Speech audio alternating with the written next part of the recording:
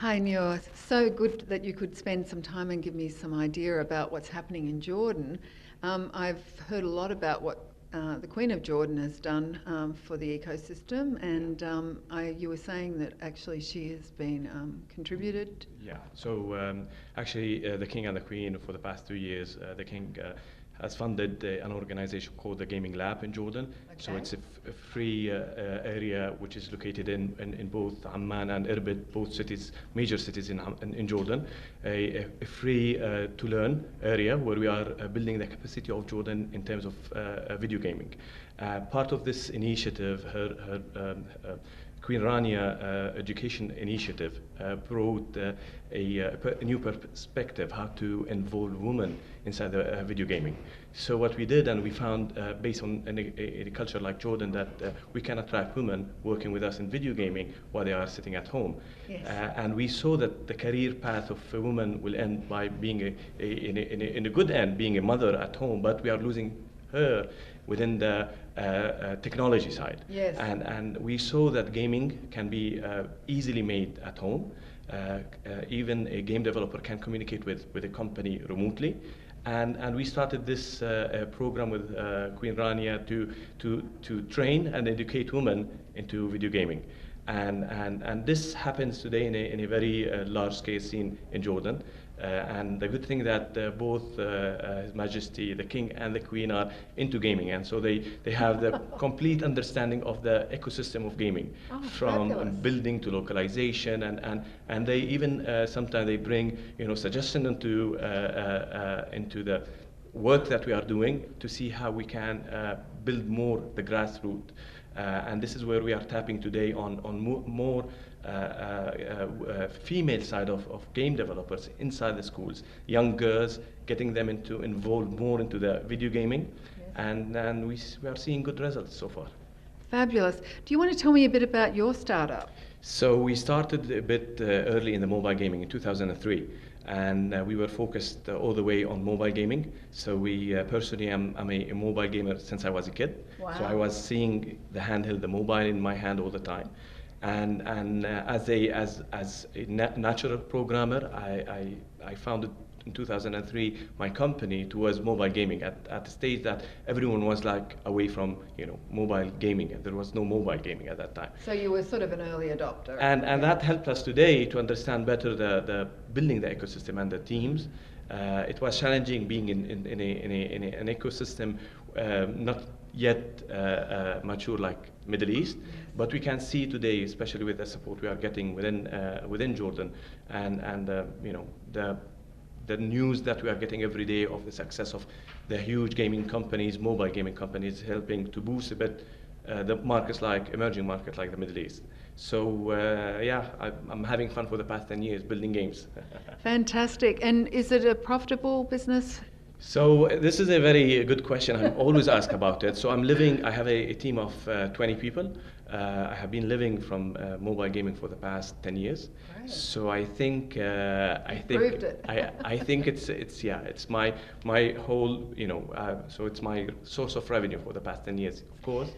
And tell me, have you had to go for any rounds of funding? Yeah, so the company was self-funded until 2011, and we were lucky to have a woman investor within our organization. So we had a From the Middle East? Turkey. Wow. So a VC from Turkey, who she came and she invested basically in 2011 for our first round. And that was an added value actually. And this is where also having a woman as an investor is the same having a woman inside your operation to enhance and compete in this very competitive mobile gaming scene we have today. Yeah. So we got our first round in 2011. Okay. And are you looking at getting any more rounds of funding? Yes, this is part of my visit here into the US. So I'm back and forth. We're trying to set up an operation here in a small office, BD marketing, because of the relation that we are building. We are building a game for Shaquille O'Neal for next year. We are already launched yesterday a game for a movie produced in LA called Ghul that will be launched next year for a comic book. So US office will need an investment, and we are seeking for the second round to be able to operate an operation here in the US. Well, all the best with that. Thank you. Thank you. I guess you'll be seeing a lot of the Silicon Valley investors then. Of course, yeah. That was my purpose of this. One of the purpose of this trip, basically. Yeah.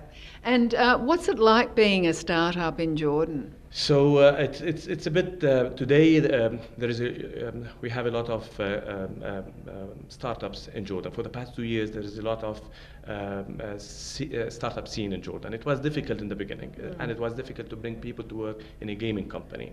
So the challenge was a cultural challenge, social challenge, bringing people from a job in a bank or from a software company to a gaming small startup. Having to educate them almost, right? Exactly, and the issue today is still the people who goes and work in the startup. They need to be educated about the startups, because it's there is a challenge also on the employee more than the entrepreneur himself when you build a startup. So, but it's picking up in a good way. We have an important organizations in Jordan, also funded by King Abdullah Fund, where it's major like Oasis 500, which is picking up big time. The idea is to build 500 startup in the coming until 2022. So Dave McClure's group. Exactly. It's a good thing, but failure is a bit a challenge to understand in the Jordanian culture. So we are trying to educate people to accept failure with their startups, and it's very difficult. It's about incorporating the idea that risk is not a bad thing, and be willing to exactly do it creatively and to see what comes out of that. That's true. Sometimes if you're not willing to take that jump, you miss out on a lot. Of course. I think it was a bit like that in Europe. I was in Europe for 15 years or whatever, and I found the same sort of attitude. Of course, it's starting to change now. There's a lot more startup ecosystems springing up and a lot more funding, but I think still a little bit more challenging compared to the Valley. Yeah, of course. And I think the only solution for emerging markets like Jordan and the Middle East is to build this ecosystem of startups. We live in a flat world today, and the challenge is huge. And the only way is to open to startups and to do some good mix between startups from within the region and outside the region. So sort of learning and teaching each other, really. Exactly. Yeah, great. Look, thank you so much for your time. Thank you.